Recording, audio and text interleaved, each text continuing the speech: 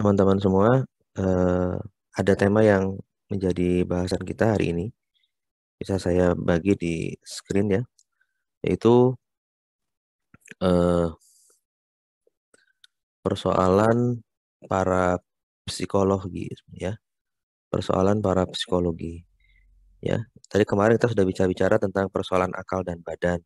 Bagaimana hubungan antara akal dan badan ya? Ada beberapa pendapat yang mengatakan pertama itu hubungannya tidak ada ya, tapi hubungannya kemudian interaksionisme, ada yang mengatakan itu interaksi, kemudian ada yang mengatakan paralel ya, jalan sendiri-sendiri seperti itu, kemudian ada yang mengatakan itu teori identitas ya, bahwa itu dua hal seperti keping mata uang ya, satu dengan yang lain tidak bisa dipisahkan ya, tapi berada di dua sisi yang berbeda seperti itu.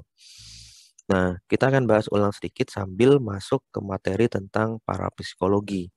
Apa itu parapsikologi? Ya, bukan para psikolog itu berkumpul, bukan ya. Tapi para itu artinya melampaui, di belakang ya. Contoh ada istilah paranormal, itu kan artinya kan melampaui yang normal. Atau kemudian melebihi sesuatu yang normal. Atau di belakang yang normalitas seperti itu kan. Para itu dalam arti di sini bukan bukan banyak atau bukan psikolog berkumpul ya seperti itu. Nanti ada penjelasannya.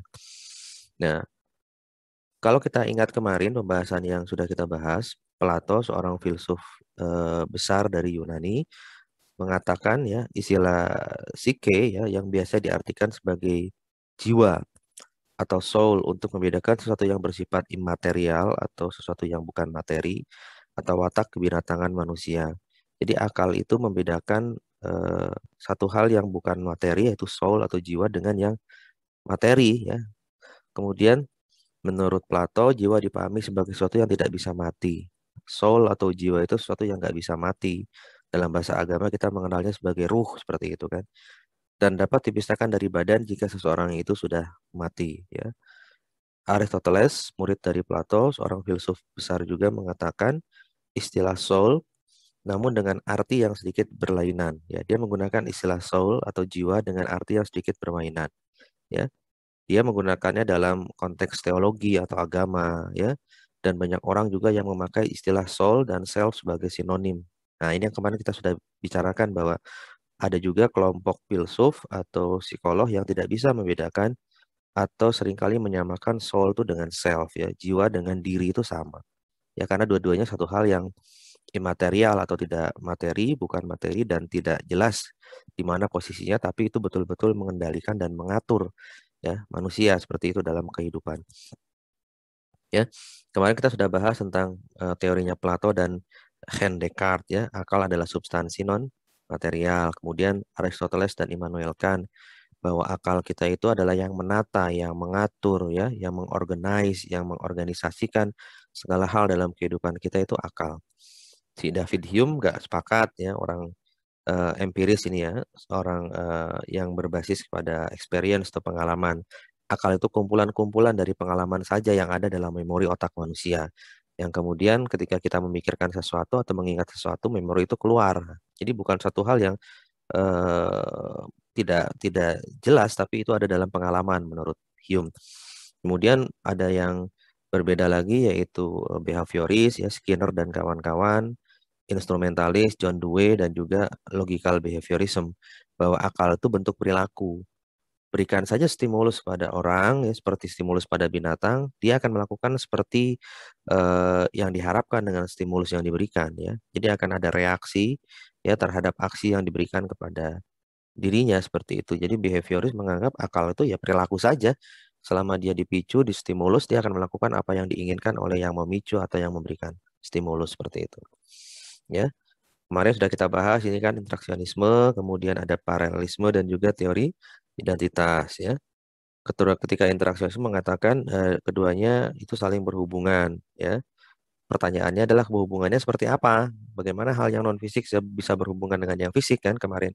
Tapi itu kita rasakan ketika seseorang mengalami gangguan kesehatan, sakit kepala, pusing ya, dia tidak mau makan, malas minum ya kan, malas untuk melakukan aktivitas. Masa hal-hal yang sifatnya non fisik bisa mempengaruhi sifat yang fisik ya. Kemudian kalau paralelisme mengatakan tidak ada hubungan antara proses mental dengan proses fisik. Semuanya sudah paralel punya jalannya masing-masing. Identitas mengatakan keduanya adalah hal yang tidak terpisah. Jadi keduanya itu hanya apa yang terjadi dalam proses otak ya. Seperti keping mata uang tadi saya bilang ada dua sisi ya. Dua sisi itu saling terpisah tapi dua sisi itu tidak bisa dipisahkan, harus ada dalam satu keping mata uang. Ya, seperti proses dalam otak kalau kata identitas. Nah, ada teori yang sekarang bisa kita lihat yaitu adalah parapsikologi ya. Parapsikologi itu gejala paranormal, teman-teman. Gejala paranormal itu sesuatu yang unimmediate experience, sesuatu yang di luar pengalaman, ya, di luar normalitas, ya. Parakognisi itu berarti kejadian di luar indera, di luar kognisi, yang itu merupakan kejadian paranormal, ya. Misalnya ada orang punya kemampuan telepati, kemudian ada orang dianugerahi indera keenam, kemudian ada kemampuan meramal atau melihat masa depan. Ada pernah nonton mungkin film Final Destination kan, ada orang yang bisa memprediksi masa depan ya kan, akan terjadi apa ketika dia memegang sesuatu. Nah, itu satu hal yang bisa dilatih juga kalau menurut para psikologi ya. Satu hal yang sebetulnya itu adalah kekuatan akal. Kita diberikan akal oleh Tuhan, otomatis akal itu bisa kita optimalisasi dan para psikologi mengatakan itu sebetulnya ada caranya ya. Kemudian ada lagi parergi, yaitu kemampuan kebal terhadap senjata misalnya. Punya tenaga ke dalam dan lainnya masuk dalam parergi intrasomatik atau ilmu kebal. Kenapa bisa dilakukan seperti itu? Yaitu mengkamuflase akal untuk kemudian bisa membuat diri kita tertata untuk mengatakan tidak sakit ketika mengenai sesuatu benda yang tajam atau dan lain sebagainya seperti itu ya. Para psikologi. Keuntungan kita belajar para psikologi ya, terutama di berbagai dunia ini sudah digunakan untuk pengobatan. Ya. Ada lagi peristiwa-peristiwa parapsikologi yang lain seperti ini, fenomena UFO misalnya kan unidentified flying object, ya UFO, kemudian ada berbagai peristiwa yang terjadi di segitiga Bermuda misalnya kan. Indonesia punya segitiga Majene, dulu ada Adam Air masuk ke sana itu kan hilang ya, jatuh ya sampai ke dasar lautan. Nah, itu ada yang melihat juga dari sisi parapsikologi karena di situ daerah yang cukup unik seperti itu katanya kan dan punya sisi mistik yang tinggi seperti itu. Di Rusia bahkan seorang praktisi ya para psikologi itu bisa membantu polisi atau aparat keamanan untuk melacak pencuri ya. Itu menggunakan ESP, extra sensory perception, kemampuan dia mengidentifikasi barang yang ditinggalkan jejaknya oleh pencuri, oleh penjahat, seperti kerja anjing gitu ketika melacak penjahat dan sebagainya ya. Jadi eh, dalam ilmu kejahatan misalnya seperti itu ya bisa digunakan extrasensory perception, kemampuan para psikolog itu untuk melakukan lacakan-lacakan terhadap yang sedang dikejar oleh polisi. Dalam bidang arkeologi, misalnya para psikologi juga digunakan kemampuan telekinesis, telepati, extrasensory perception itu untuk mencari informasi mengenai benda-benda purbakala seperti itu. Ya, gitu. Nah, para psikologi juga memiliki kerugian, teman-teman, yaitu secara praktis ternyata tidak selamanya memberikan output yang positif, ya. Nah, ada ada kecenderungan misalnya banyak orang yang sudah menggunakan ini kemudian punya kecenderungan dalam berpikir, bertindak dan menyelesaikan segala sesuatu dengan cara yang metafisik yang di belakang normal itu ya, menggantungkan cara-cara extrasensory perception ke paranormal ya, ke yang punya kemampuan parakognisi, indera keenam untuk menyelesaikan berbagai masalah. Itu kerugian kita karena akhirnya terlampau menggunakan itu dan kemudian tidak terlepas dari itu ya. Dan yang lain yang paling parah adalah penyalahgunaan ilmu pengetahuan tersebut ya. Seperti kemudian digunakan untuk hipnotis ya. Ilmu hipnotis itu kan karena kemampuan para psikologi ya yang digunakan kemudian untuk berbuat kriminal. Jadi selain digunakan untuk membantu aparat juga bisa digunakan untuk berbuat jahat ya seperti itu. Kalau yang punya kemampuan seperti ini, hipnotis, gendam dan sebagainya. Ya, oleh karena itu kita bisa mengatakan apa yang dikatakan Plato dan Descartes, kemudian Aristoteles, Immanuel Kant, David Hume ya dan lain sebagainya itu memberikan kontribusi bagi kita dalam menemukan disiplin baru ilmu parapsikologi yaitu kajian atau disiplin psikologi yang berusaha untuk memahami hal-hal yang metafisik kejadian-kejadian di luar nalar ya, dan juga kemampuan-kemampuan yang bisa dilatih karena itu adalah bagian dari kemampuan akal juga yang kemudian punya kelebihan seperti itu. Digali, dilatih dan dioptimalkan. Bisa berdampak positif dan juga bisa berdampak negatif. Itu teman-teman ya, ini materi tentang parapsikologi ya.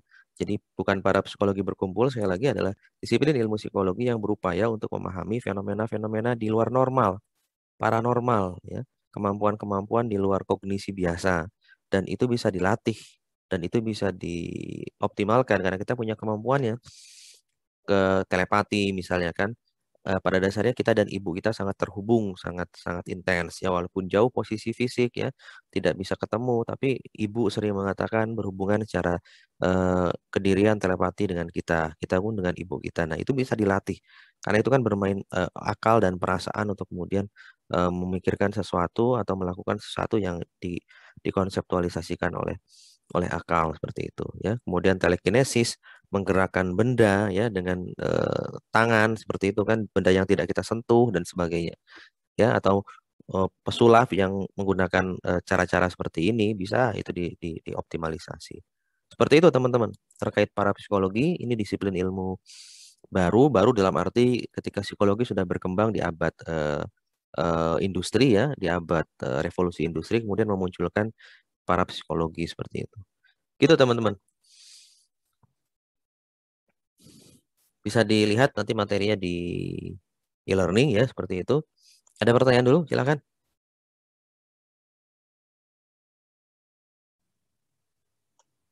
Suaranya terdengar jelas kan ya dari tadi ya? Halo, teman-teman. Terdengar jelas, Pak. Oke, bisa dipahami atau ada pertanyaan? Silakan. Nggak ngelek ya, enggak ya? Silakan kalau ada pertanyaan dan tanggapan.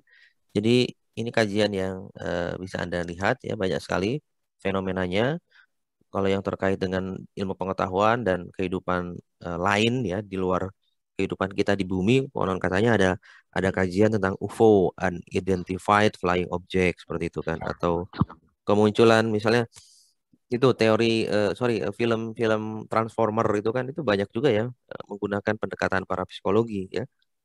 Transformer kemudian bagaimana mereka mencoba untuk mengkaitkan kejadian-kejadian ilmu pengetahuan dengan sejarah masa lalu ya kan, ketika Prime si Optimus Prime itu diperintahkan untuk mencari matriks kepemimpinan yang ternyata itu tertanam di kota tua Petra kan, di Yordan itu kan ya, yang dijaga oleh para Prime yang tinggal di dalam tebing kota tua Petra. Ingat nggak filmnya si apa yang The Dark Moon itu loh ya kalau nggak salah, yang Transformer itu kan ilmu pengetahuan, kajian ilmu pengetahuan teknologi coba dikaitkan dengan sejarah masa lalu, ada pendekatan-pendekatan parapsikologi di situ. Ingat kan yang matriks kepemimpinan yang dibawa si si apa para Prime sebelum Optimus tuh yang diam atau mereka mengamankan di dalam kota tua Petra itu kan ya. Kemudian bagaimana eh, mobil ya, mobil masa lalu itu adalah masa lalu dan masa kini sebetulnya banyak banyak para para apa Decepticon katanya ya atau para Autobots itu yang kemudian menyamar ke dunia ini kan, menjadi mobil masa lalu, ada yang jadi pesawat dan sebagainya, melakukan penyelidikan atau pencarian terkait matriks kepemimpinan tadi kan. Dan itu kan menarik. Jadi film film Hollywood tuh kadang memberikan pendekatan saintifik ya, fiksi sekaligus kemudian ada pendekatan parapsikologi di situ. Nah, itu hebatnya film-film Hollywood. Jangan hanya kita dekati sebagai sebuah hiburan saja, tapi kalau Anda mendekati dengan cara yang tadi ya, itu bisa bisa bisa kita coba pikirkan juga. Ternyata dikatakan di film itu kan mengapa Decepticon itu ingin mencari matriks itu dan kemudian mengambil kekuatan matahari karena kekuatan energi terbesar di semesta raya ini kan matahari. Itu kan menarik. Jadi ya hal-hal yang fiksi dihubungkan dengan hal-hal yang non fiksi atau kenyataan dan juga ilmiah seperti itu hebatnya film-film Hollywood seperti itu ya. Dan kita tidak pernah tahu kehidupan di alam semesta ini, di angkasa raya sana, di luar atas sana ya, kita kan tidak pernah tahu ada kehidupan lain atau tidak ya. Makanya kita dianjurkan oleh Tuhan ya dalam agama Islam misalnya kan, dan di agama lain saya rasa sama, bahwa kita harus punya kemampuan ya kan ada ayat begini ya ma'syarul jinni wal insi ini stata'tum ang tangfudu min aqtaris samawati wal ardi fangfudu ya la tangfuduna illa bisultan itu kan Quran surat Ar-Rahman. Hai sekalian jin dan manusia, ini stata'tum jika kamu punya kemampuan untuk ang tangfudu min aqtaris samawati wal ard untuk melanglang buana melakukan upaya pencarian di alam semesta di bumi dan langit ini ya fangfudu maka lakukanlah itu la tangfuduna illa bisultan tidak akan punya kemampuan itu kalau tidak dengan sultan kekuatan itu apa ilmu pengetahuan dan teknologi jadi siapa tahu kan di alam semesta atas sana kan kita nggak pernah tahu ada apa. Mars itu bisa jadi kehidupan atau tidak, bisa ada kehidupan atau tidak. Dulu Pluto dianggap planet, sekarang tidak dianggap planet, ya kan? Amerika sudah sampai ke luar angkasa, Rusia sudah, Cina barusan ini sampai membuat stasiun ruang angkasa. Itu kan sultan namanya. Sultan dalam arti kemampuan. Nah, di kita sultan diartikan sebagai kayak Raffi Ahmad, ya kan? Sultan kayak Andre Taulani itu kan sultan, ya seperti itu. Jadi apa namanya? Kita nggak pernah tahu ya. Makanya hebatnya film Hollywood itu kan melakukan pendaratan di Mars filmnya Matt Damon itu kan ya terjebak di Mars kan berapa lama dia di Mars itu kan ya. Apa judulnya tuh filmnya tuh? Apa judulnya filmnya tuh? Martian apa lupa saya.